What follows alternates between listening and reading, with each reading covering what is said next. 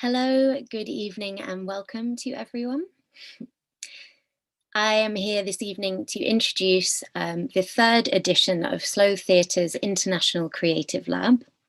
My name is Louise, I'm an artist, and I'll be facilitating this evening's exchange, as well as hosting the post-exchange discussion between the artists. We've got two very exciting artists joining us this evening, one from Norfolk in the UK and the other from Athens in Greece.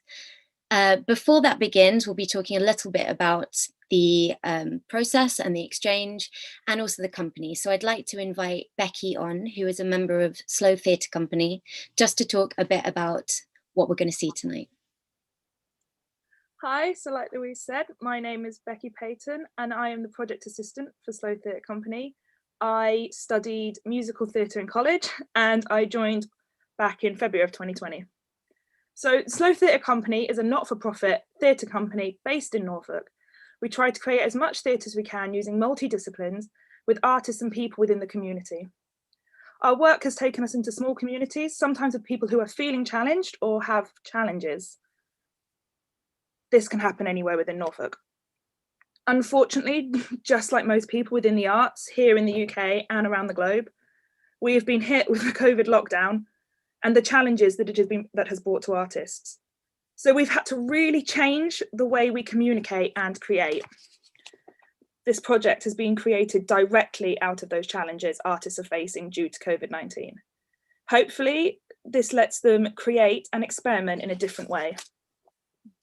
This is our second international project, and we just want to remind you that even small communities are not isolated. This is our first research project for freelance artists, and we hope to inspire others and artists to connect online, consider lowering their carbon footprint, and to make international connections with people they have never met. We are doing a total of 7 exchanges. If you'd like to watch the first 2, you can on our YouTube.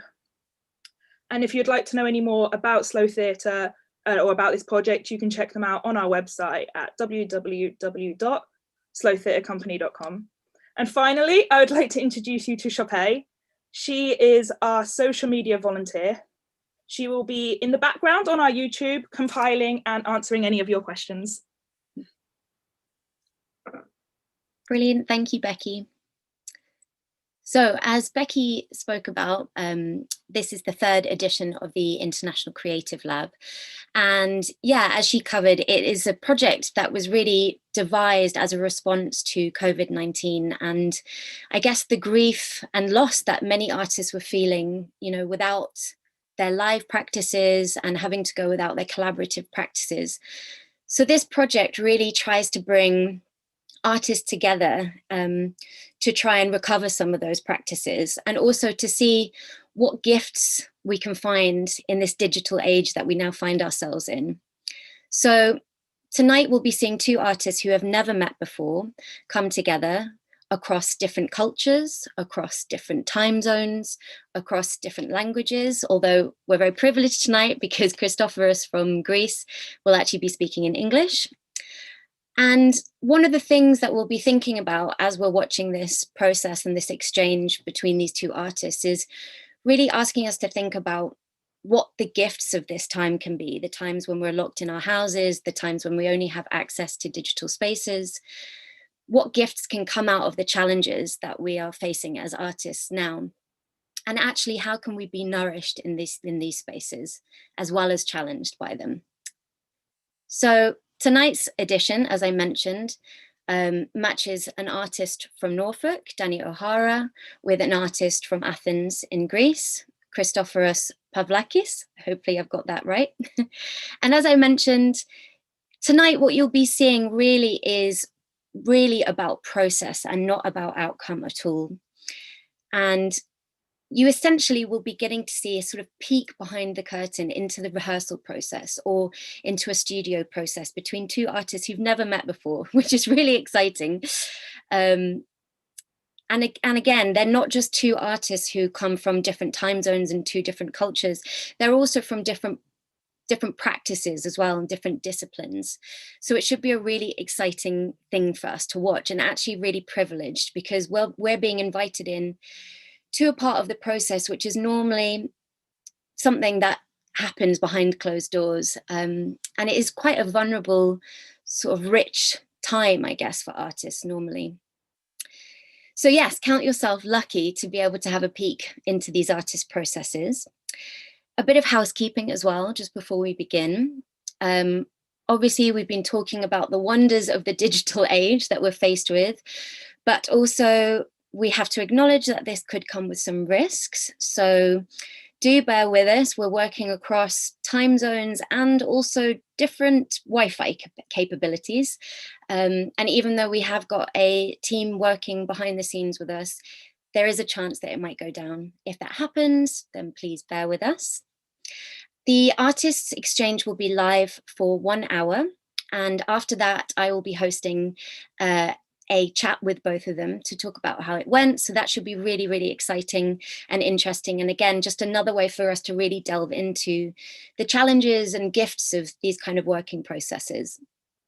There will be a chance for you to submit questions as well to the artists. So wherever you're watching on, please just post any questions that you have in the comments box below.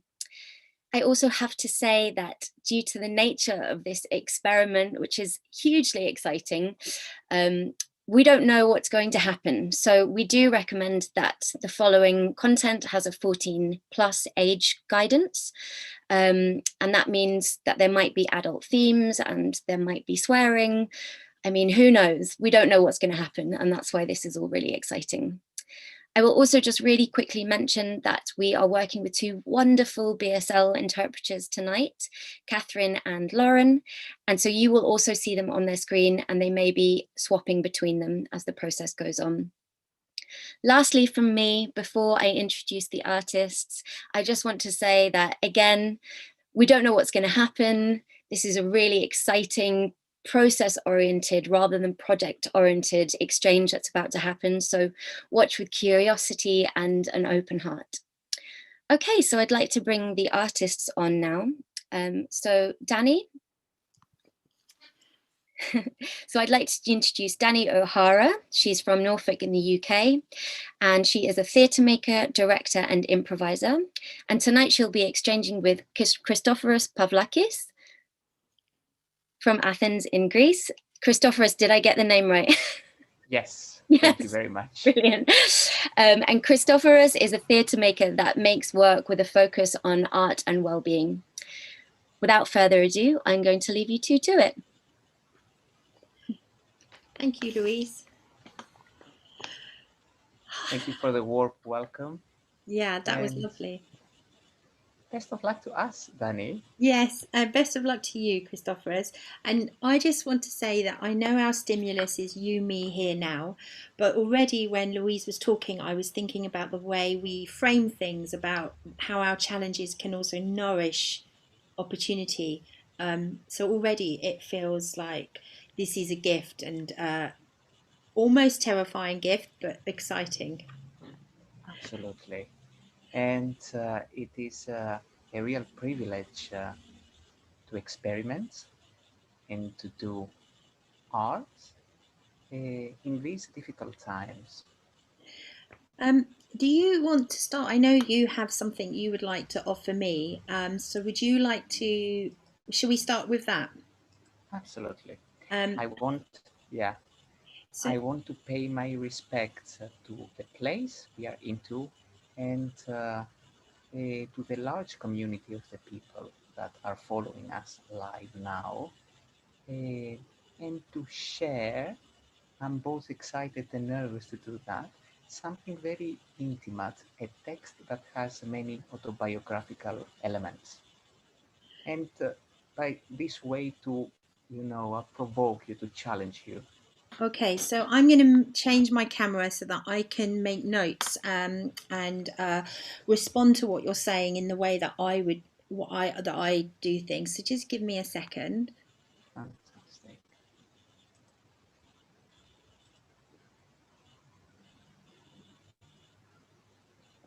Great.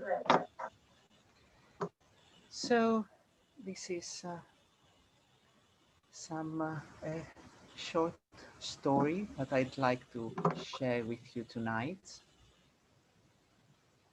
And so it begins. There were troubling times. A deep sea of discontent seemed to split the country itself. There were people too scared to lift their eyes and greet the person walking towards them. There were others who didn't open their curtains because they couldn't see the point. Some said it was money which kept losing its way, which kept on falling, which made people nervous and angry and in need of someone to blame. Others said it was historical, environmental, global. Factories had stopped their making, towns had lost their meaning, and nobody was quite sure about what to value or who they might be. There was still joy. People fell in love. Babies were born. Children tasted ice cream for the first time. In the evenings, the sun split its colors across the clouds, and then each morning washed the world in pastel pinks and blues. There was still joy. When the woman arrived, people noticed. It was a small town. People tended to leave or talk about leaving, but few moved in from elsewhere. She wasn't special looking. Medium height, short hair, small features in a pale face. They talked about how old she might be. 30, 40, 50. It was hard to say. They wondered why she was there and what it was she wanted from them. She made them nervous, but they did not say this to each other. She rented an empty shop on the high street, which had stumbled and sunk the past few years.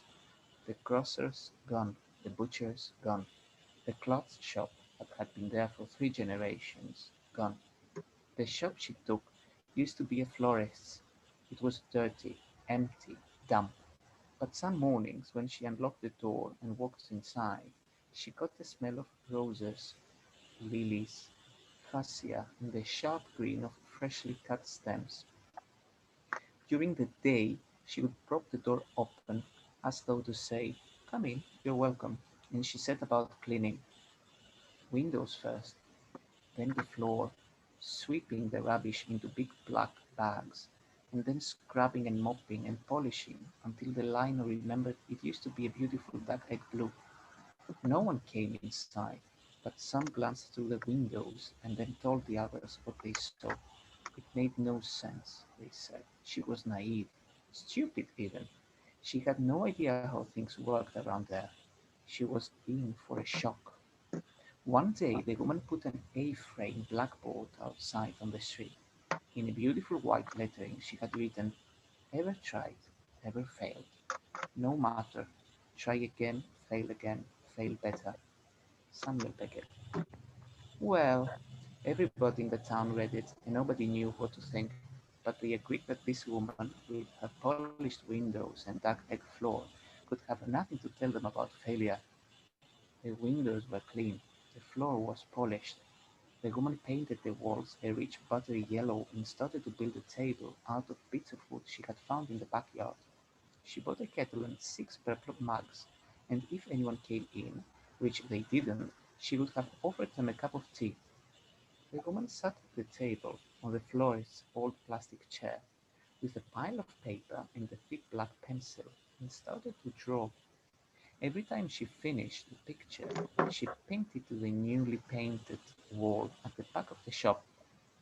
The people who walked past and glanced in couldn't quite make out what shape the pictures were of. Some said they were obscene, some said they were of a town far from this one, and badly done. Others said they were nothing but lines without meaning. The woman kept on drawing and pinning the finished pictures to the back wall, and one morning she cleaned the blackboard and wrote, "Art exhibition, free, all welcome," each letter in a different color. Well, art? No.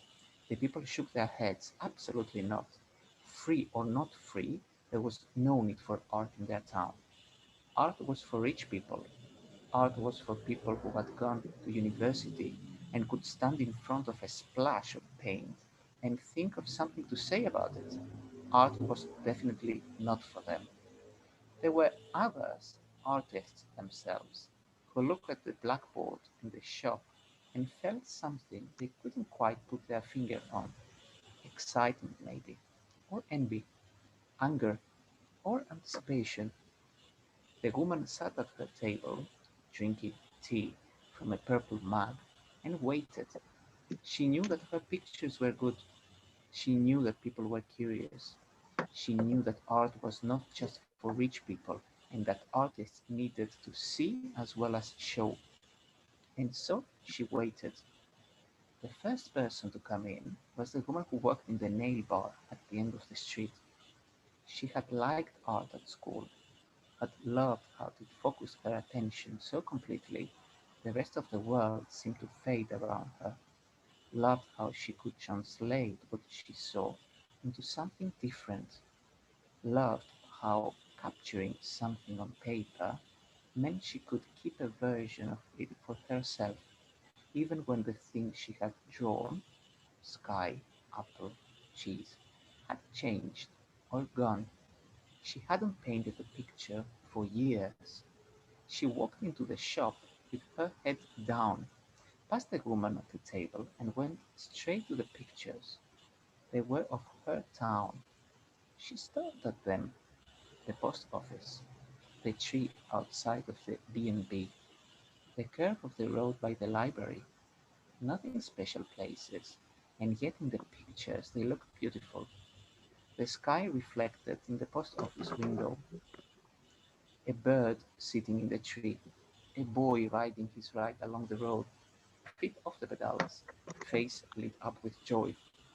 When she turned back to the woman at the table, there was steam twisting up from the two cups of tea. She sat down, and the woman handed her a piece of paper and a pencil newly sharpened. The woman who worked in the nail bar and had barely thought about art since leaving school picked up the pencil and started to draw. She drew the woman opposite her, the shop, with its battery walls and duck egg floor, its large clean windows, and the pictures of her town pinned to the back wall. She drew the people who didn't think art was for them, and the artists who still weren't sure what they thought about the woman. When she had finished, the opposite handed her two metal tacks and a hammer. The woman who worked in the nail bar and had just remembered what it felt like to draw chose a place on the wall right next to the window and pinned up the picture so that anyone walking past could look in and see. End of story.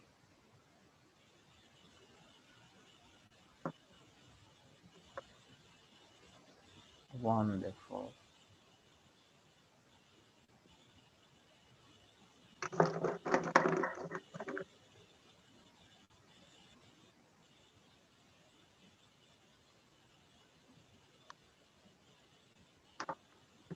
Absolutely. And welcoming.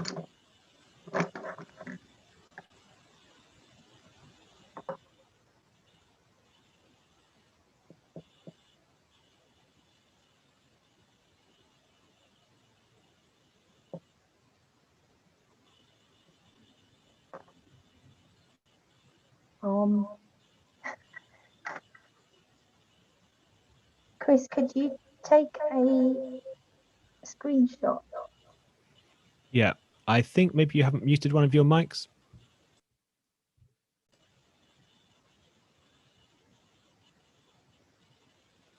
Danny, you're on mute.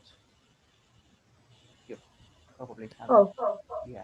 So you maybe need to just mute the computer or turn the computer down, but it's okay. It can you doesn't hear me matter. now? Can hear you. It's a bit echoey, but it's fine. Don't worry. I've got a screenshot. You could take a screenshot. Yep, I have it. Okay, can you hear me? Yes. Great. Can you take a screenshot of that for me? Yep, I have that. Great.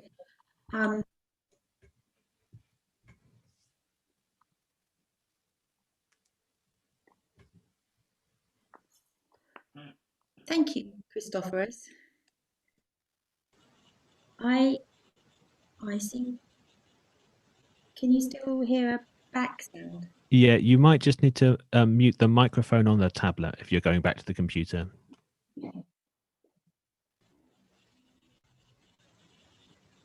Sorry, done that now. Oh, thank you. That was oh gosh, that was really interesting. And you know, it was really surprising as well. I found it really surprising. What was Shall the we work on? surprising element? What was the surprising element? I don't know.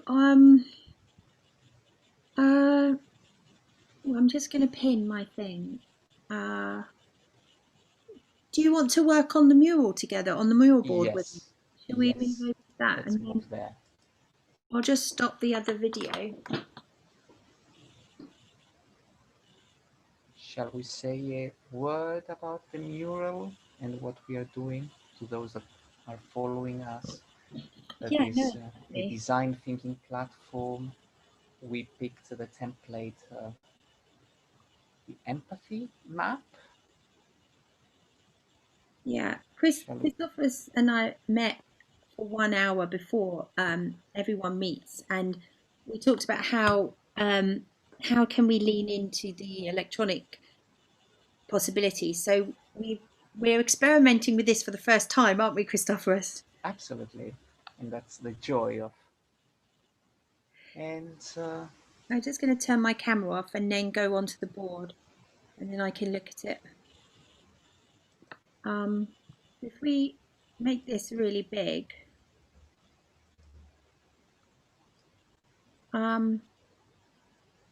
oh, I think that's me doing that.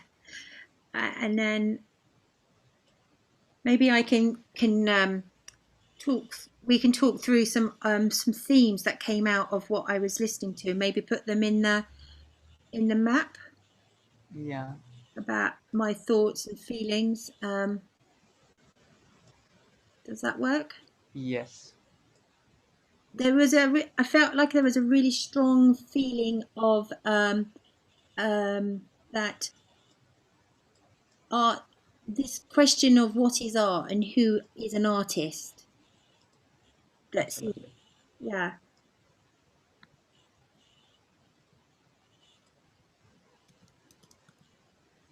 And that's really interests me because that's definitely something I feel over here has been a part of my life. And is that something that you have experienced in Greece? That's the story of my mother, actually. She was an artist herself, and she had a gallery.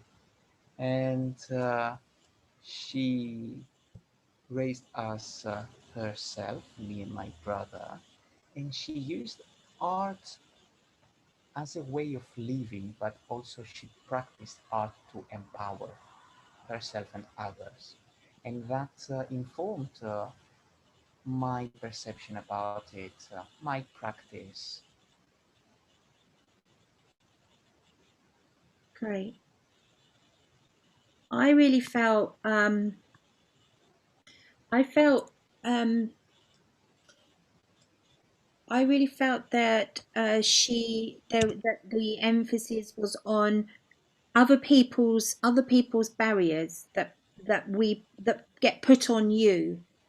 Um, if this I and I felt like also with the idea of the almost like the looking through the window, both from the point of view that you can hide in your house and look out and let that make you stay one side of the window, or you can put your head above the parapet and say, no, I am going to say I'm an artist, or I am going to do something that matters to me. But then it's almost like you've had to open the window of vulnerability that people might be able to reach in and really try to put you down. How timely it is to say in 2020, in times of, confinement. Absolutely. Uh, Very beautifully said. This playing with public and private and these blurring lines. but also can be a not very welcoming environment for newcomers, be they artists or not, newbies in a community. And how you position yourself. You go out and you claim a role in the community, you claim your space, you claim, yeah, a space for your ideas to flourish, or you find yourself, in a inside, uh, quiet, silent, and probably, a little bit shy to express yourself and to be yourself.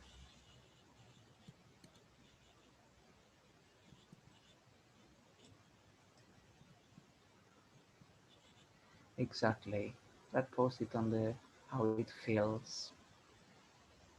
It's yeah, that's. Yeah, And have you heard of something called what's it called? Imposter syndrome. absolutely, Yeah. It's absolutely. it's interesting. It's somewhat depressing that is that how you spell it? I'm not sure. Yeah, yeah, It doesn't matter, you know what I mean. yeah. That feeling that you're not good enough for the others, for yourself. You're a misfit. Who are these others we worry about? I think those that have been in a place before us. I think that feeling of being new in a place, and you stay quiet and you observe how the others do things, and you try to mimic. It can be in an organization, no matter the seniority of your position. Can These, yeah, yeah. these unknown ground rules that no one tells you, you have to find out what they are, and you try to, follow them to to appropriate them.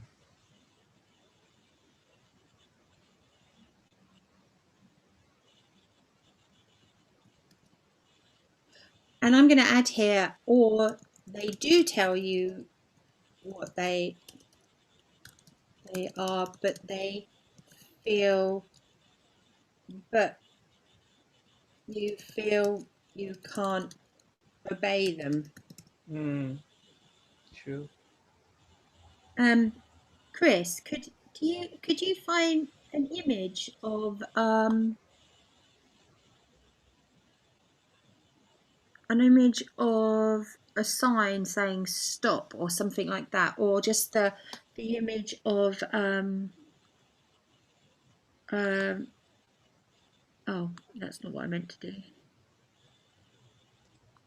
We can be editing the icons, I think. Let me search in the icons. You want something like an X? Yeah, or something that just um Something like that?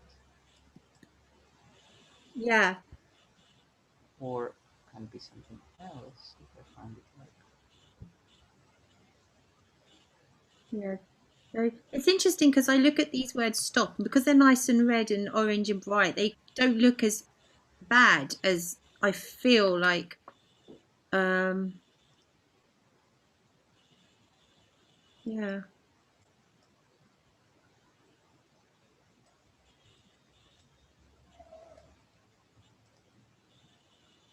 maybe that one's quite interesting. No. I don't know where it's gone now. How do you put that one over? You have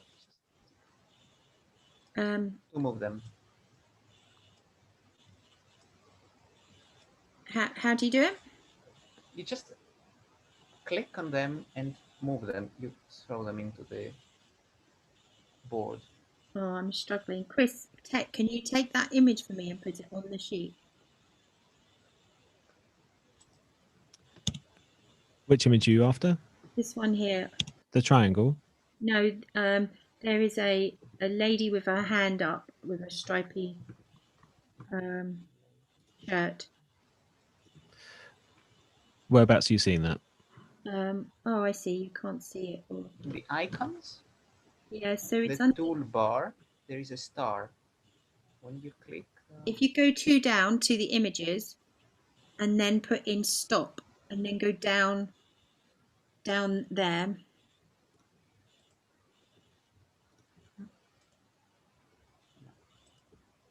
There's a lady putting her hand out. She's got a black and white stripy top, and her hand is in front of her, stopping.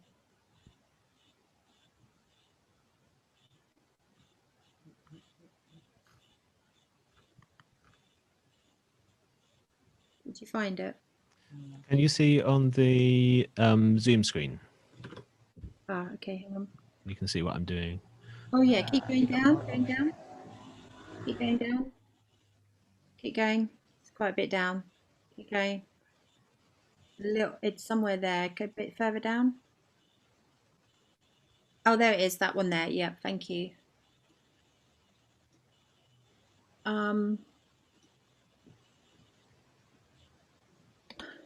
I found that your story, although we've focused on, although I feel like this at the moment is bringing up those feelings of maybe not taking part in art. Actually, there was so much blue and sky and sea and hope and many times cups of tea, and that felt really I really responded to that idea that we can sit around and have a cup of tea, and challenges can be met through that interaction with somebody. absolutely, because this nostalgia of childhood, of a memory from childhood, that not everything was difficult. With hindsight, it was an adventure worth taking, worth all the effort put into this. And eh, the environment, the natural environment, was an inspiration. The landscape, the, the small wins uh, throughout the day, like the joy of a cup of tea, or that smells of lilies and roses that still today, every time I travel, make me feel at home when they come to me. The roses, the fascia, the lilies. Uh, Despite the bleakness, and that was a great lesson for me, that despite the bleakness, there were moments of hope and joy if we are able to sense them, to acknowledge them, and to make them part of our everyday life. Does it make any sense? Yeah, no, definitely. I'm glad that that came across you, because first, where I live, the blue of the sky is something that lifts my mood every time I'm not well. I go out when I can. Uh, I raise my eyes, I see to the blue of the sky, and I feel better. And then the cups of tea, the cups of coffee are for me not just a routine, a habit, but a social activity. Drinking something, drinking tea or coffee with someone. So something very sociable, something very connecting. Okay, I would like to give you something back actually. Mm, And it follows on from the idea of nature and how that we can respond to that. And if I can offer you something, I'd like to, Chris, can we take the mural off now? Or Yep. maybe we can come back to that afterwards. What I would like to do is move over to the other camera and talk through something that I've been responding to. Is that okay? yes. Great. Remember to mute your mic on this one before you go, Danny. Yeah.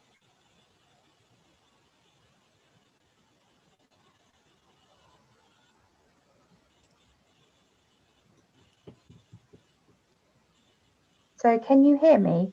Yes.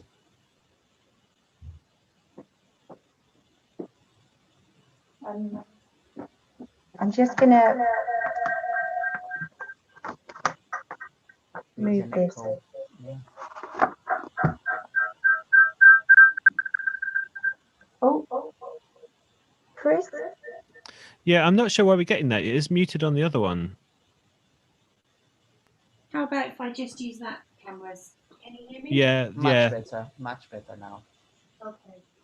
What I'm going to do is I'm just going to light the room slightly different.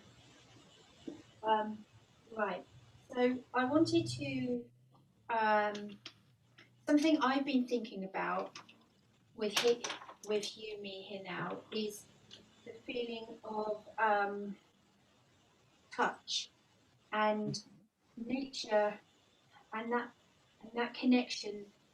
When you were talking about a cup of tea connecting you, and I wanted to talk about connection in another way. So I during the lockdown and obviously during this year 2020, touch and how we touch each other has become a really interesting dilemma, and even touch which is consensual between people who have consented to touch are struggling to be able to touch because they may not be in the same household.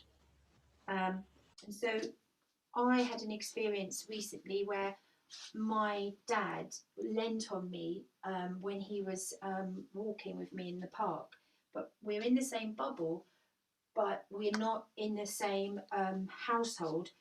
And so still, although I see him, and thank God for that, I'm so lucky for that. Being able to see him hasn't meant I've overly touched him. And in fact, we've only touched, I think, maybe once or twice since February. But we were walking in the park and he was stumbling. So he instinctively took my arm to keep upright. And all of a sudden, he took my hand and he grabbed it. And I had this moment where I felt like, oh no, my dad's touching my hands. And my dad's quite frail, and one day I won't be able to touch his hands. But instead of being able to sit in the moment of joy, and my instinct was to feel that no, we shouldn't be touching. What if I give him a disease? What if he gives me a disease? And then I knew instantly in my head that, why am I thinking this? I need to help the person I love to the car. And afterwards, even when we got into the car, my first thing was I was going to rub off. I tried to get the water, the dew off the fence and rub my hands.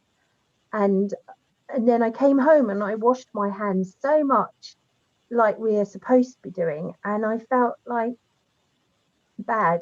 I felt really disconnected and I felt terrible. But from that, I started to think about hands. And when I wasn't in a relationship, I spent many years being single, and I noticed that I didn't have physical contact. And so when someone brushed past my hand or my arm, I really had a heightened response to it. So what I wanted to do now is look at my hands and either invite you to look at your hands, or you can watch me looking at my hands, because I want to take some hand cream and I want to massage my hands, because the thing about it is we can't touch other people, but we can touch ourselves. And it might be that is what we have at the moment. And I was thinking about all the hands of carers and the NHS and all the hands that are doing life important things this year, and me sitting at home feeling glum because I can't make theatre, and how these hands are not quite as important as a nurse's hands. So what I've done is I've asked Chris to create a soundscape, and I'm just, which I don't know anything about, except I asked him to make sounds that were from the natural world, and I'm going to respond to that in the next couple of minutes. So we're just sorting the tech out, so bear with me. And I don't know what I'm trying to say, if I'm trying to say anything. And as you know, Christoforos, I'm usually a director that sits behind. So I usually work with other people's spaces and let their voice come through. So for me, this is really shockingly tricky. I'm not going to lie. But Chris, if you could put the soundscape on, and I'll just, if I need it to finish early, I'll just ask you to finish it early. Okay. Can you hear us? Okay. Yes. Can you hear me, Danny? Yeah. Okay, great. Sorry, just to interrupt quickly, just to let the artists know that that's their half-hour call. Thank you.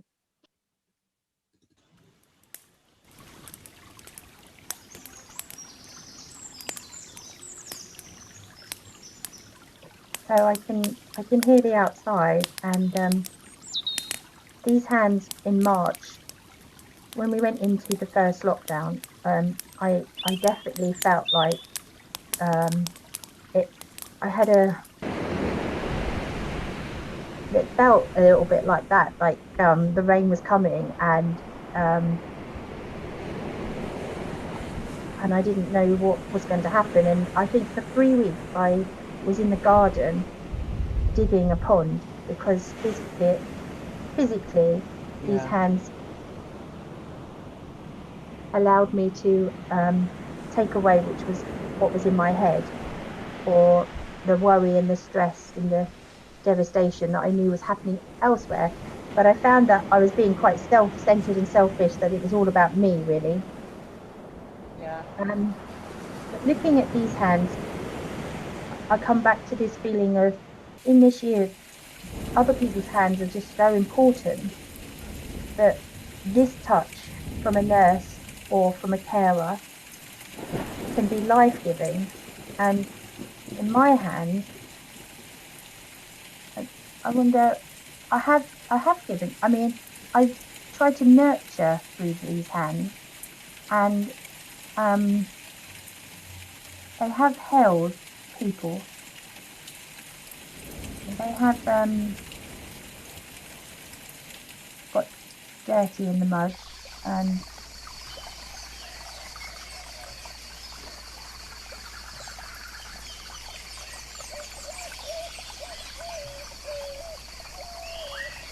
The way that I perceive it is like a ritual in the making,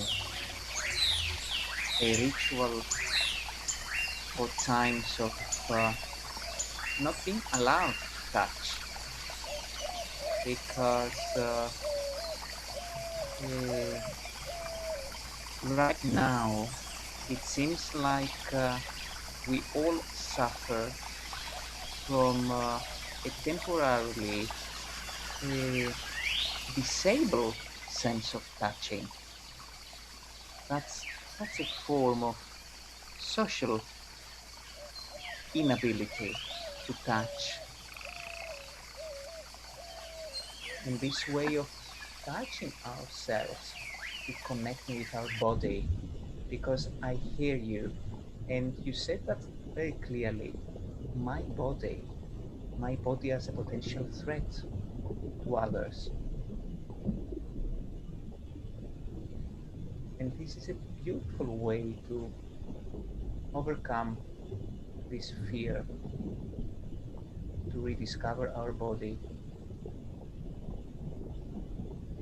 I think sometimes when I've looked at my hands before, I've looked at them from a point of view of, oh, fat fingers, or oh, my nails aren't very nice, or am I holding water? But it's such a superficial way that we respect our body, and rarely give it anything back. You know, when when did I last just let my hands have release? This finger here, this finger here, this finger has problems from all the computer work, and so it's got repetitive strain injury. Worked really hard. And one day, yeah. I'm just thinking one day in the future, I won't have this skin like this, and some people can't touch themselves. This itself is a privilege, is a gift. Yeah, that future would be utterly dystopic. I mean, imagine we discussed that in the rehearsal, a benevolent greeting at the end of emails. Touch later, will touch later, as a promise of intimacy, because it's all about intimacy, getting closer to your own body, getting closer to the body of someone else. Uh, and if I may ask, in the past, did you offer massage to your hands? Did you practice that? Did you put cream, or was it a part of a routine you didn't pay attention to? I think I often put hand cream on because I get eczema on my hands. So I'll often do this, but I'm not looking at my hands. I'm thinking about the world. I'm getting my shit together. I'm thinking, right, I need to go and do this. I need to go and do that. I'm going to do that. And then, there's no attention to my hands. I'm not looking at them and thinking, oh, I haven't looked at the lines lately, or why can I see the blood? And I'm not looking at them thinking, these are the hands that baked my friend's wedding cake. These are the hands that held my child. These are the hands that clean up the dog poo every morning. These are the hands that when someone I love touches, I want to respond with a love back. I think it's interesting with me as well that my hands, I have a birthmark on my hand. So when I was younger, I think I spent a lot of time covering my hand up. Now I don't even notice it. Now I just don't care. Kind of feel like there's enough going on that nobody cares about that. But also these hands are maybe not. I mean, I can't say they're not. They're just as important as the nurses. I just can't say that. I just when you think about what some hands are doing, they're constantly attending other people. Then it's amazing what people's hands can do. Absolutely, absolutely. I very much liked how you spot little things in your palms and you connect it with memories from childhood, with memories from memorable events. It's amazing. And you can, have you thought of creating your biography by your hands to see what you've gone through? And No, I haven't. you recreate your biography in your hands. That sounds interesting. Yeah. You want to show me what you mean? Shall I move over and we can work on the board, and maybe you can put your camera Yes. on and show me? Starting your one. Huh? How we go? Chris, can we go to a new board, please? Hello, yes. Cool.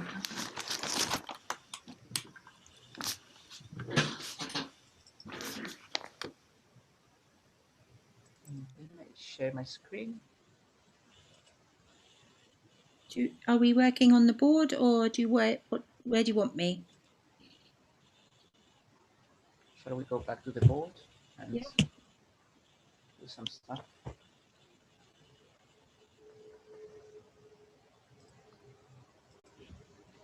Shall we open a new board?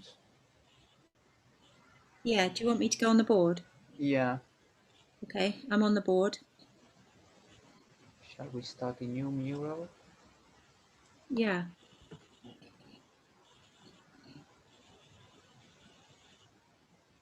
You can just open it up like this, I think. Yeah.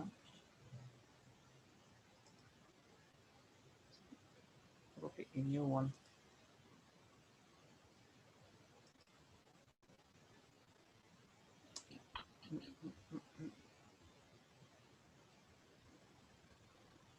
Chris, can you help us? Hi there. Yeah, you have a new space just to the right of that. Can you use that, or would you? All right, all right.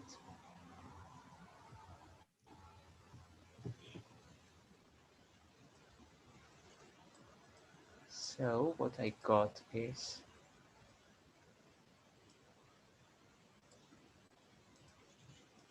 hands. As a threat, potential,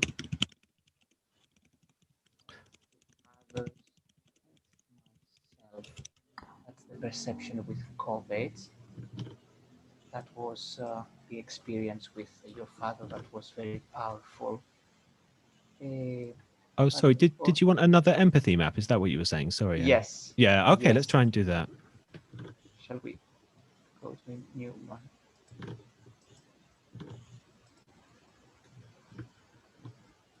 How can we do that? Or just add these post-its on the one we're working on, Danny, so we can have both discussions on one board. Yeah, I think that'd be good because Yeah. Yeah, let's put them on one board and then we can All play right. with moving them around. All right. So the starting point, the hands as a potential threat to others and to myself, but also hands and ability, capability to help and save lives. That was also powerful. I mean, not only for the healthcare workers, but for ourselves. How capable are in our lives.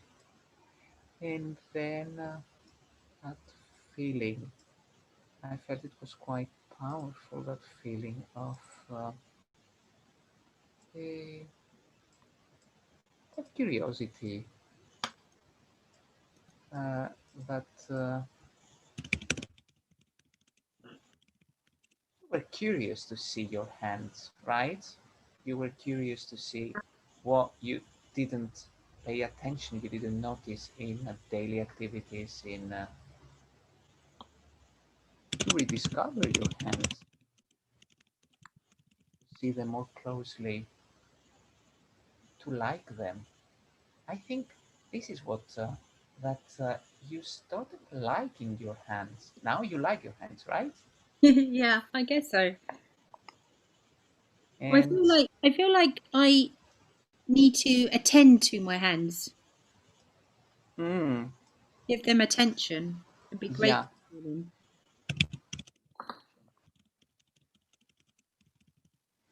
care about your hands. Treat them well. That's why the massage. Give them a rest. And then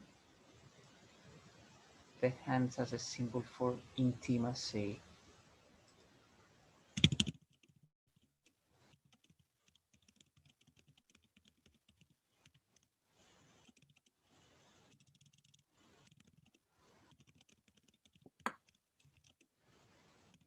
Expressing feelings.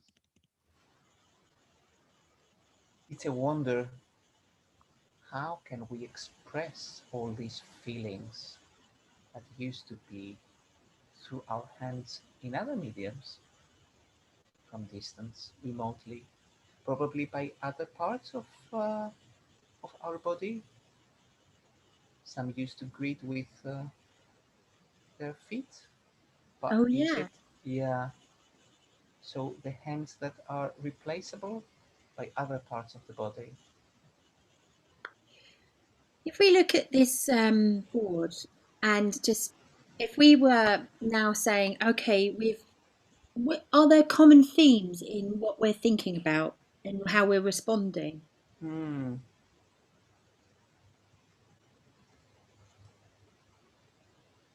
I think an overlap is that willingness to empower ourselves.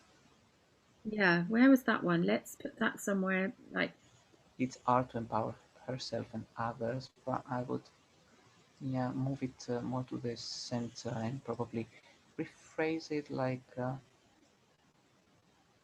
we do something. We do something for the others, for ourselves. To okay. I think if we knew more about how to we can almost prioritize, but I'm wondering, I don't know this system yet enough to you can a voting system. So we could just for the play, just to play, we could vote. We could spend a minute just yeah, redoing everything ourselves and voting what we feel is the overall theme. yeah. Do you think it's a good idea to involve in this point our audience? Let us know Oh yeah, if what anyone's they think. I mean, if someone from the team follows the discussion or can follow the discussion on YouTube, Twitch, let us yeah, know what are the themes that emerged from this, from both yeah. performances. So that could be open. So if we maybe pin that for a moment, Chris, for to have a look at it. Christoforos, I'm struggling to hear you actually. I'm wondering if that's Yeah, okay, I can hear you all there. right. I hope technology will not fail me now in the most exciting part of the exchange. But Um, yeah, okay, so that's one thing we could do. We could then open that up and let anyone, if anyone's watching, consider from their point of view what might be something that holds that together. I know that we wanted to play a little bit with what technology could offer us as stimulus. So I wonder if there's words, if there's out of all of these words, if I take this one here, if I take this box here and I make it big, and you take a box, and then we write down any words that we feel would just feel essential right now from what we've written. yeah, all That's right, your 10-minute call. all right. Do you want to do that for like a minute? Yes, And should we ask Chris to put some sound or music on in the background?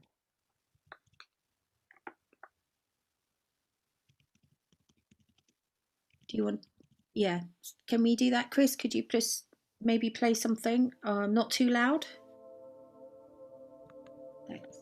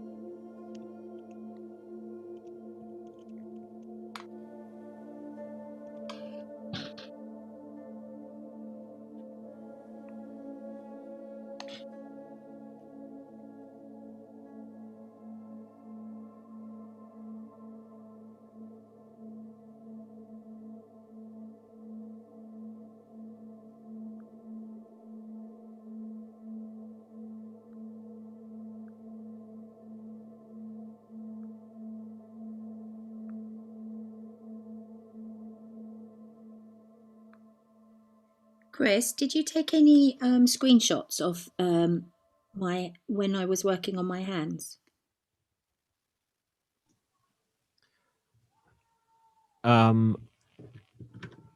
No, I didn't. Sorry about that. No, that's okay. So, Christoforos, I've made my list. Fantastic. Shall we read them out to each other? Yes. Or actually, can I ask Chris to use the chat bot to read my list out and see what happens? So would you like me to enter your words into the AI and see how the AI responds? Yeah, I wonder. I'd like to have. Yeah, I would, and I'd like to capture it. So shall I write it at the same time as it?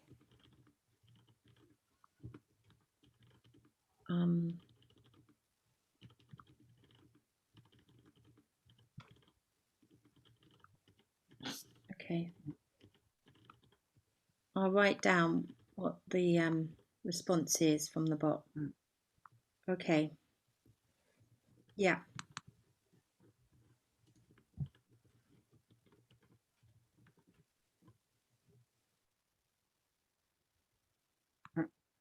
That you wanted to talk or something. I love that. That you. Hang on.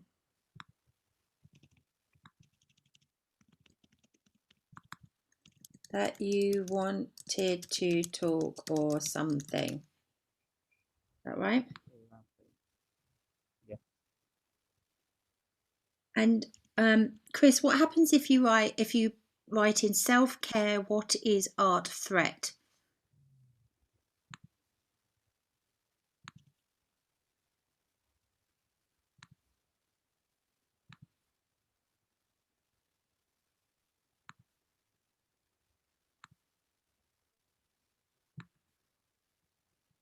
Do you love me? Interesting. Self-care, what is art threat equals do you love me? I would not have thought that was what was going to come back. And can we check, Chris, the response to being human, moments, resources, and body? To the chatbot, please.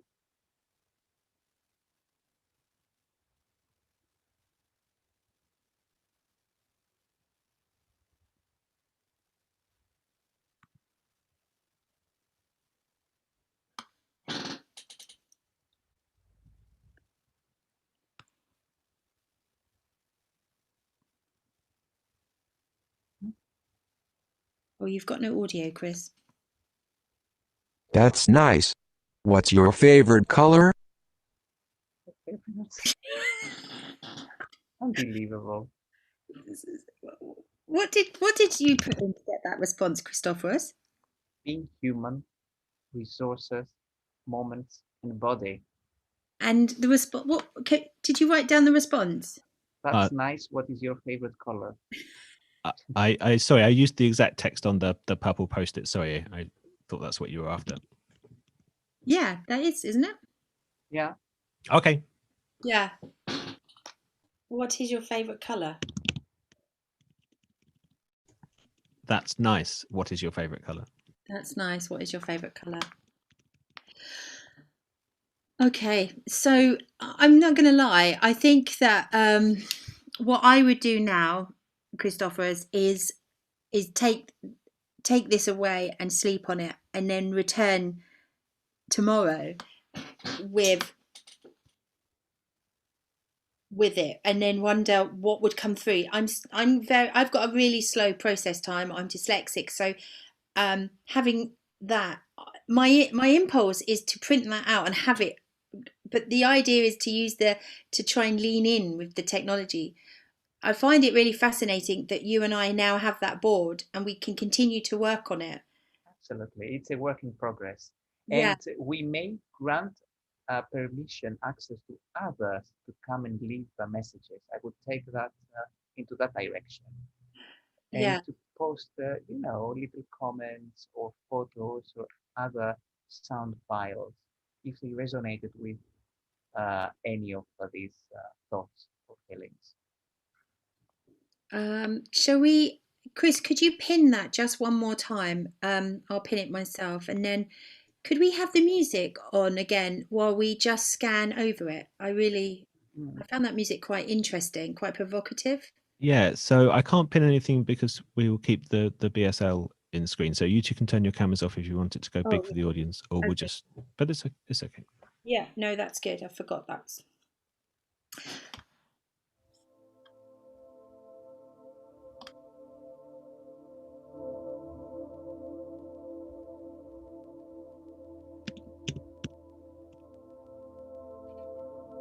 So can you go in on small areas and then, yeah.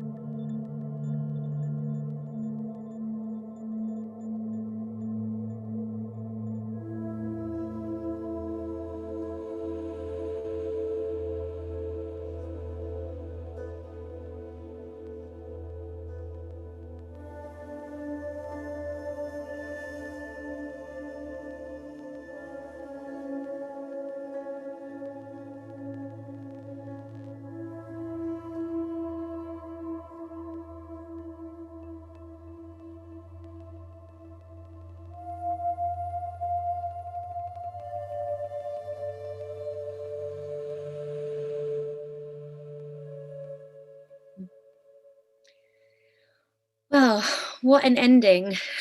What an ending to such a magical hour.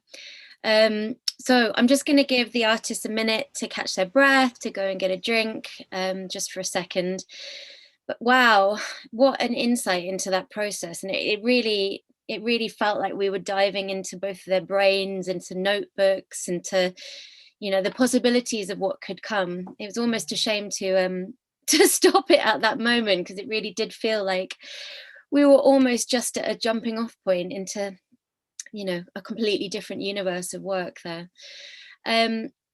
So in a second, I'm going to bring the artist back on and we will be chatting a bit about what happened over the hour.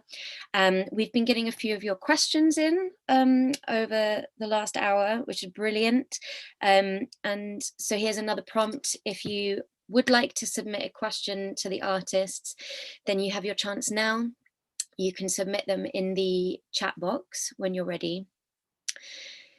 But yeah, one of the things that I think I just found completely magical about that process was that, you know, there is this emphasis, as we set out from the beginning, as both of the artists knew coming into this, that nothing in that hour was meant to be a product or a finished performance or a finished piece of work. But I think there were some really magical moments where I'm sure most people watching will feel like it did feel like we were watching a performance or a finished piece of work. In particular, some really slow, touching and quite intimate moments, which really is kind of amazing in terms of thinking about the possibilities of, you know, digital spaces. And I'm hoping that something we'll dive into with both the artists. So Danny and Christoforos, if you're back now, I'd love to invite you back in for a chat. Hello. Hello, Louise. Thank you. Oh, big sigh of relief is that, Danny. Oh, how are you both feeling? Energized. Very energized by the ending. Yeah, I just found it really interesting that you can forget your outside world and try to just connect in the moment. And although the technology is something that just doesn't, you know, I'm much more familiar with using my hands to write and to scribble and to things. I can see so much potential with being able to connect with someone else this way. You know, I want to get better at using that system. You can create moments even using Zoom and other platforms. You can do it in a way that, you know, is connecting. That came across really clearly, actually, that there were real moments of magic in there that were happening between the two of you. It's interesting because would both of you say you come from a mostly embodied practice? And therefore, how does it feel swapping over to, you know, working in this digital space? I think that do you know what, Louise, that really hits on one of the things that came up really early on, which is what is art? Who tells you what you're doing? And I think that I am becoming more familiar with what that term means to be embodied, and that actually I've probably that is where I've been coming from, but didn't have that terminology. And that's the thing with labels. And if you go to the right place, to the right school, or to the right organization, or you work with the right artist, you might be able to say the right language. And one thing I just feel is that I've become much more, weirdly enough, in this year, when I haven't been making anything, I've become a lot more able to reflect that it's okay being me, doing it this way, which is quite multi-sensory and multidisciplinary. So I'm not single-minded. I thought to myself last week, I couldn't be an Olympic athlete because I'm not single-minded enough. And so, but to get back to your question, I think I do have embodied practice because I am very much through the physicality and the senses. And so the digital age is more of a tool that comes after, you know. Yeah, well, I mean, I'm hoping, I will let Christoforos answer that question as well, but I am hoping we will get into this chat about these digital spaces. And I think one of the things that came up, and again, we'll just put a pin in it for now, but was the accessibility actually of these spaces, and how it can diversify someone's practice, enable access to people who might not be accessing art like this. Anyway, that's one for a little bit later.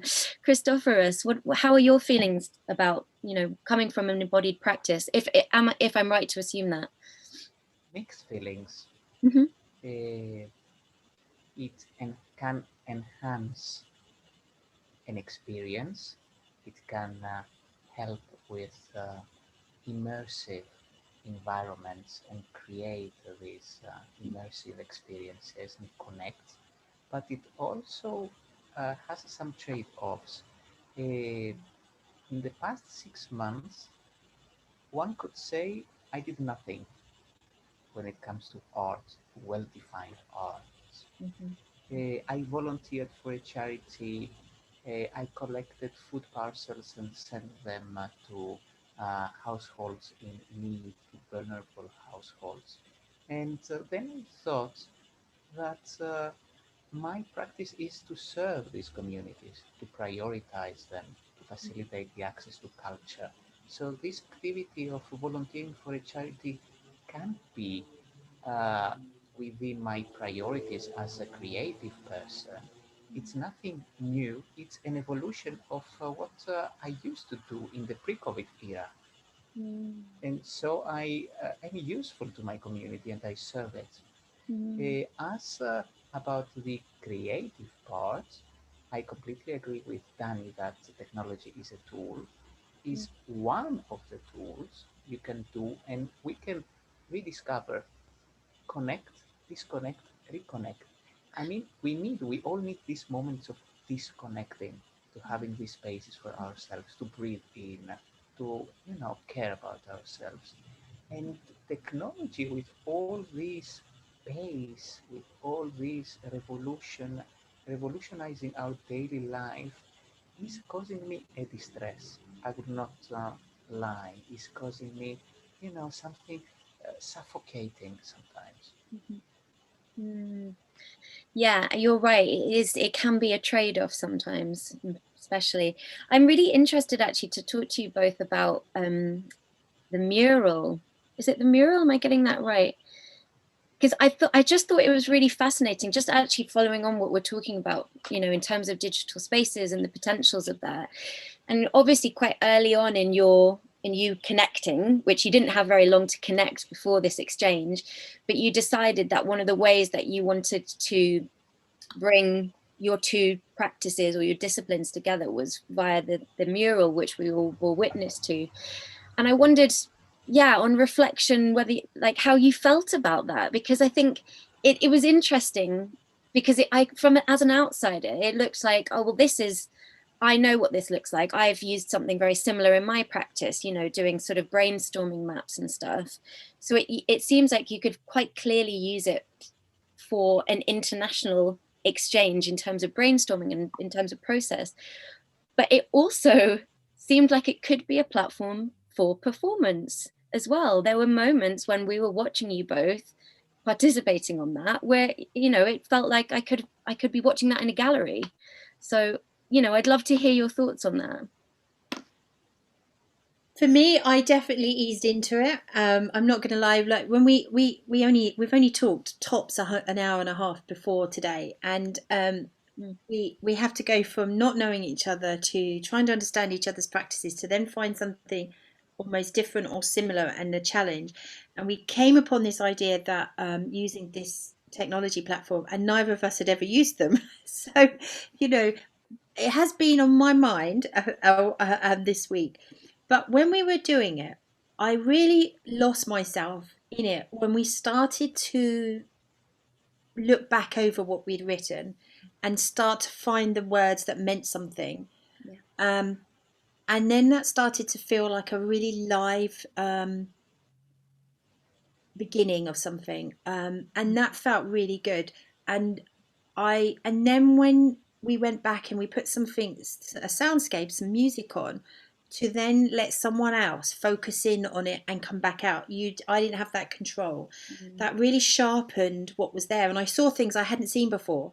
And there was this tiny little round one with some words in right down the bottom, and I hadn't seen that, and I found that really provocative and moving. And I just thought, God, now we've got something here. We have got something. I don't know what it is, but we don't need to know. So I feel like I feel so. The more confident you use that, the more opportunities and options there are there. Definitely. I think it was fascinating that the blank mural at the start didn't block us, but was inviting us to add stuff in a non-structured way. I liked how transparent it was. A work in progress with open-ended outcome, messy. If you wake up tomorrow, Danny, and you look back, it might not make sense everything you see, but that's the point. That's the magic of the strength of living in the moment. You, me, here, now. That's it. It's funny you should.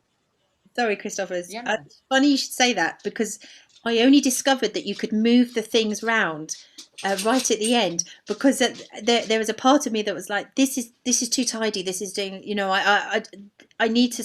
I don't want squares anymore. I want something else. So I think the more I get to know it, the more I would want to layer it. Me too. I regret that I didn't tease you by by moving the places of the post-its, or by making, writing on top of what you posted.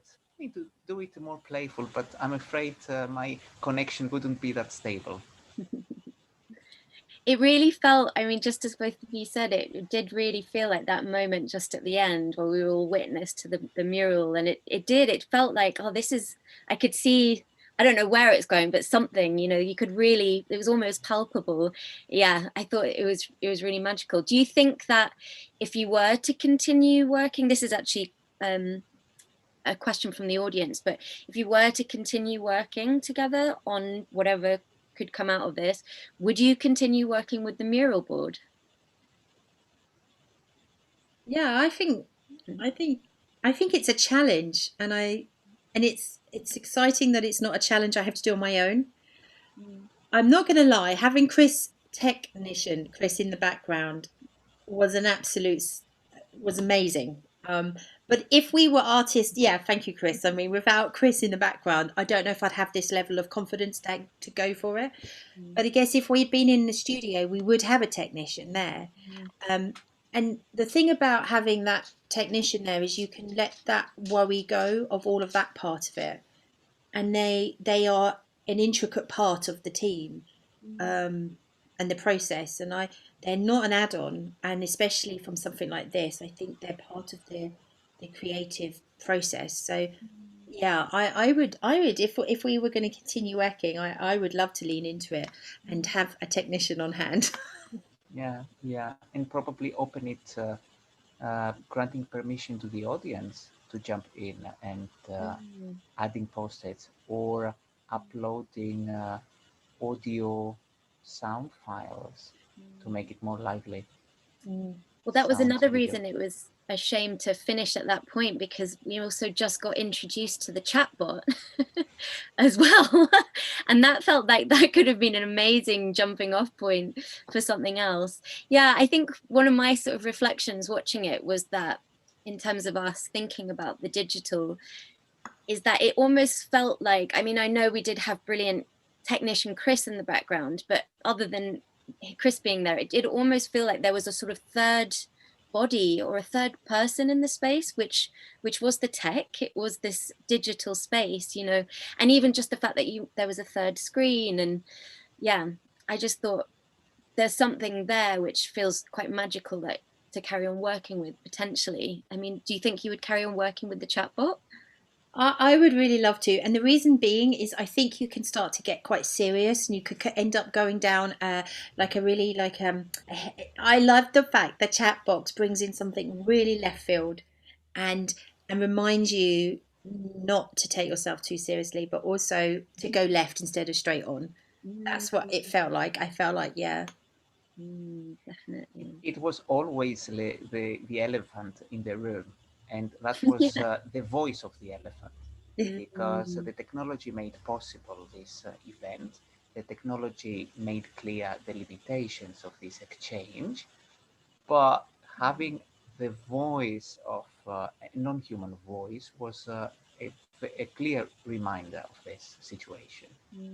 Yeah. I also wanted to pick up on, there were two really touching moments within the hour-long exchange, in which both of you shared stories. You know, we began with Christoforos' story, and then we had the gorgeous hands moment from you, Danny. And I wondered what both of your respective relationships to story was, whether that's something that you are both, you know, deeply embedded in your practice, whether you knew that of each other, whether that was a decision. I'd love to hear you chat a bit about that. Yeah, I think if I go first, for me to share something so personal is really not something I do, and I hadn't expected to share it. Well, no, I hadn't expected to have that moment, but because it stayed with me, and because we're in this process, it just felt that I couldn't move it. I need, you know, and you know what it's like when you're with something and you realize, no, actually, I have to do something about that. And I guess this is the way I was bringing that out.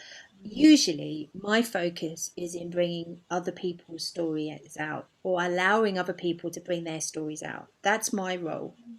It isn't from myself. It's not from internal, and so it's a real shift and a very uncomfortable one, but it's a really I said to myself today, first of all, now I understand what others are going through when they do this exchange, and two, yes, this uncomfortability is so bad that it must be good to be doing it. that's that's what I decided. Well, I will say as an outsider, Danny, that moment felt particularly live, and it did feel quite emotional. So, you know, I would say, I guess, that perhaps that is the sort of gift of making yourself vulnerable. Do you think that you decided to dive in that direction because you were already having to grapple with the vulnerability and the risk of the space? Is that what made you lean into that? I think the response I had to that moment was so deep and disturbing that it's not gone. So I'm sort of living with them. And then when we were talking together, we were talking about and Christophorus offered. He said, "I'm going to bring something to offer you," and I suddenly thought, I've been thinking about hands. I'd like to offer you something, but when then I stopped thinking about the I didn't know it was going to go quite like it did. So that very much wasn't planned. Um, I think, And, yeah. and that was a gift for me, because I like stories. I like telling stories. I like telling my stories. It's part of my uh, creative process with groups. It comes with a risk. And when I decided to join these international creative labs, I was aware of, and I took the risk because I thought it would be worth exploring and connecting. And I felt connected through this story and through Danny's performance with her. So that these moments gonna stay with me for long. At the end of this exchange, I was energized. I was uplifted in a way that without these moments of sharing our vulnerabilities wouldn't be possible. It touched me profoundly. Yeah, I think from the outside, there was a real sense of care within the exchange, and I think it felt kind of like a theme, actually, there was the cup of tea, there was the hands. And I was wondering, Christoforos, because you mentioned that a lot of the focus of your practice is using art and well-being, and I wondered whether that was sort of at the forefront of your mind for this exchange, or I'd love to hear a bit about that. It was something that came up 1 week ahead of this exchange, when I redefined the way I would like to be presenting myself and to contribute to this exchange. And I decided to offer the most human part of myself, of who I am, what made me the person that made me, and to offer it to my partner I would converse with, so we can connect on a human level. If technology is the medium that we're gonna meet for the first time remotely, I wanted to be as human as possible. Yeah, it really it felt that way, actually. I'm wondering whether that's something that you feel like it's connected to being an artist living through a global pandemic as well, and whether there's something about how it feels on the outside world that means that as artists it means maybe we are turning more to intimacy and care and kindness within our practices, whether that feels more important now. The fact that we expose ourselves more often than non-performers, that makes us a little bit more sensitive, a little bit more keen to show our vulnerabilities. And this is, I think, one of our precious skills that we have to show to the world, to maybe offer it as a good practice to others, as a way of expression, as a way of connecting with others. I don't have an answer. Danny, what do you think of this? I think there's a spectrum, because I think you're a great deal more braver than I feel that I am myself. And so I think, interestingly, when you say that artists are possibly more sensitive, I think it's interesting, because I think within that we are so sensitive that we might close up, we might hold back, and it's an interesting conflict within us. Not when we're in the arts industry or the art making, we maybe not also. So I'm not necessarily keen to have the camera on me. So there is that feeling of, you want to express something, but you don't necessarily want you to be standing beside that expression of some sort. Certainly this experience is not letting you hide. But I would say that it can do, but perhaps I felt safe enough to be brave, because of the connection that I have with Christoforos, and because I feel safe within this environment. Because I think we've somehow made a decision to allow that vulnerability to come through. It didn't just happen. I think I allowed myself to push towards something, and then let's see what happened. Absolutely. It's funny mentioning the arts industry. I did feel that was also a bit of a theme that was running through the exchange, thinking about, what is art for? Who is it for? Was that something deliberate that you spoke about before, or was that something that just came out? Any reflections on that coming out? I don't think we did talk about it, did we, Christoforos? It was just on the Mural. Oh, sorry. Not directly. Not before, I mean, we didn't claim that. Yeah. And I have to say that when Christoforos told us that story, and I was responding to it, and I just had all these images, I just felt a little bit sad that there's Christoforos in Athens, in Greece, and having exactly the same feeling and response to it, to what I've experienced. And I just thought, I was just hoping that we wasn't everywhere, but then obviously it had a very positive, like the bravery of your mother to just say and express it in a way. It's very much like that quote of the judge that recently died in the US, the Supreme Judge, and she said something to you know, bring people along with you. Be really passionate about what you believe in, but do it in a way that will bring people with you. And I just had this image of your mum, almost this going outside, almost like in that film Chocolat, where she just walks through the town and says, I am here, and have a cup of tea. When you're ready, I have a cup of tea ready for you. I mean, that takes away the idea of a chip on your shoulder. Like, you know, that's such an image. You know, I did that, and I just sort of, there's a part of me that thinks, God, you know, how did she have the gumption and to be able to just block everything out? Like, that's amazing. I've got another question here for you from the audience, because I keep hogging you with my questions. It's because I'm so inspired. But anyway, here's one. What do you feel like the role of digital technology is here? The robot is interesting. You talked about touch as hands being intimate and connecting. Is the keyboard an extension of a digital hand? Ooh. Oh, that's a big question, isn't it?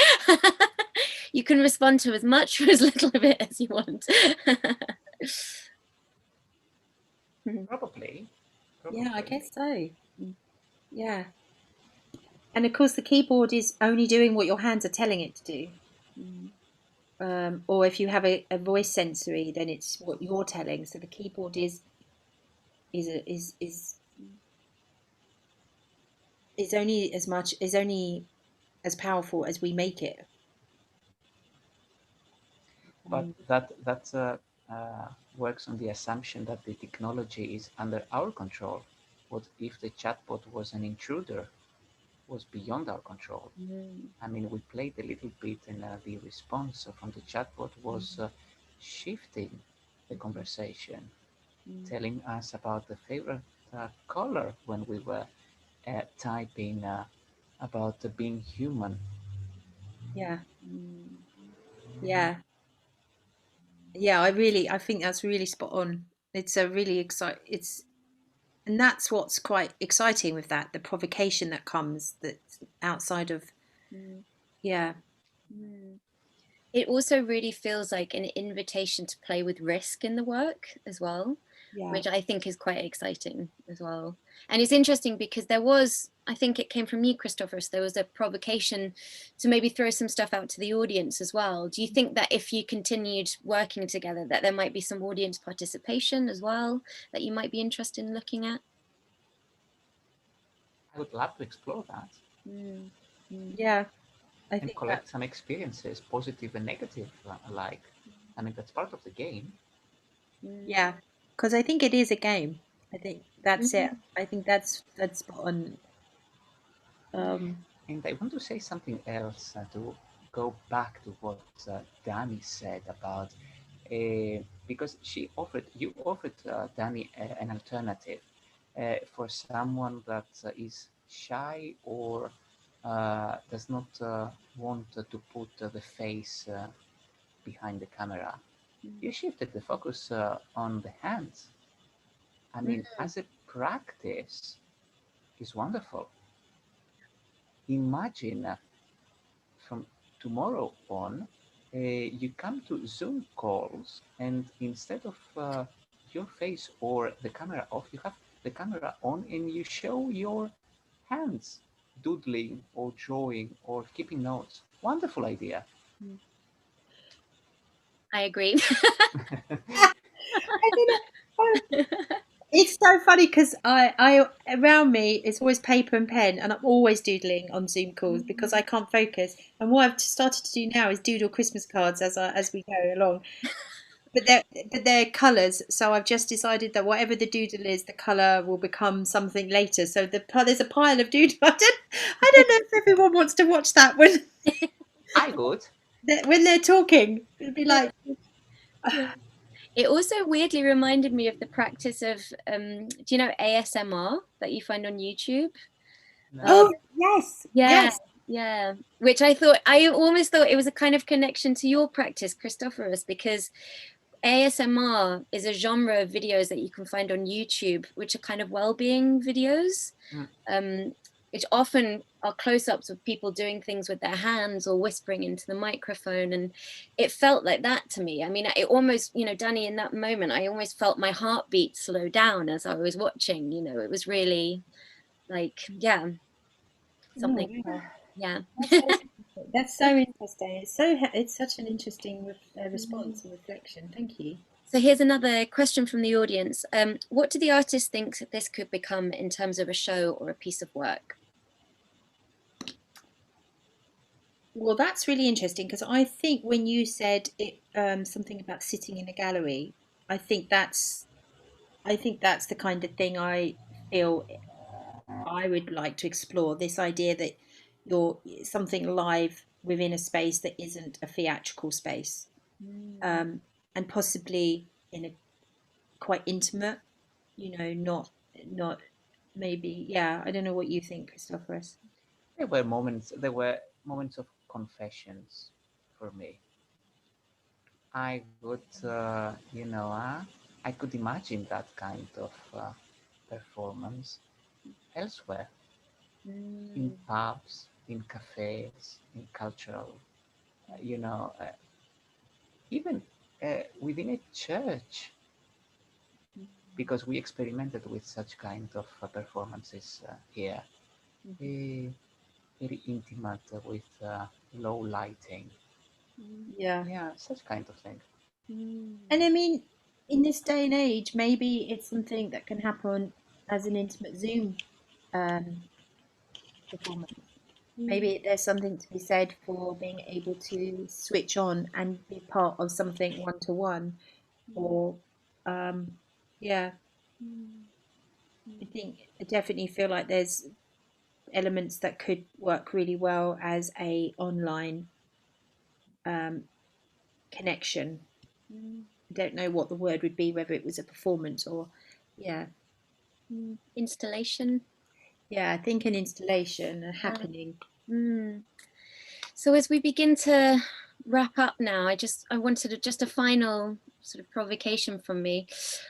What will each of you take away from this experience? What's something that will stay with you from this exchange? A very human experience. A memorable moment. I think something that makes me question how much I hear and really hear the other person. So Christoforos has shared something that he has decided to express something that really means, and where it is not just a story, it's a part of who he is and how he's come to where he is. And he shared that with me. And am I listening? Am I hearing that? Am I hearing the not just the words in the story and having my own response, but really understanding what that means to the person offering the story? I feel like that is something very, very much going to sit with me for a while. Brilliant. Yeah, it did feel like there was this to and fro, actually, sort of gift giving to each other, which was really lovely. So yeah, we'll definitely take those as gifts away with us as well. And I hope you both keep the mural as your screensavers from now on. Absolutely. We joined the revolution. Yeah.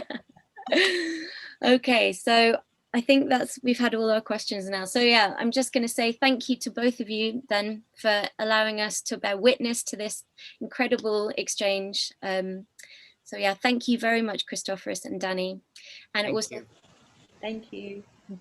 And also thank you to our brilliant BSL interpreters, Catherine and Lauren, and our audience, and also our team, our amazing technician Chris, and Becky and Chope, who are behind the scenes. You'll be able to find some more dates for the future exchanges on Slow Theatre's website and all their social media channels. So I hope you stay with us on this amazing journey. Thank you very much. See you soon. Thank you and good night. Thank you. Bye.